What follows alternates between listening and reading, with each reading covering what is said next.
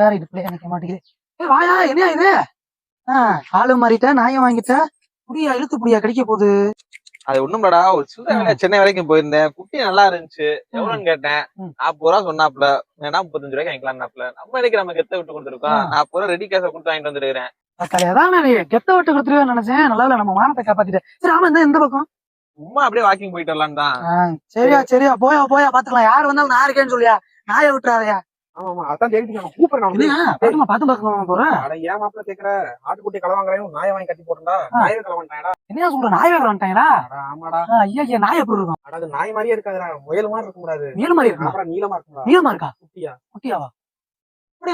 இப்பதான் 2 மணிக்கு நாயை புடிச்சிட்டு போனா. ஓ நாய் தானா? என்னடா சொல்ற? ஆமா வக்காலி, என்கிட்ட 1 லட்சம் ரூபாய்க்கு வாங்கினேங்கிறா. போ இந்த இன்னைக்கு அவன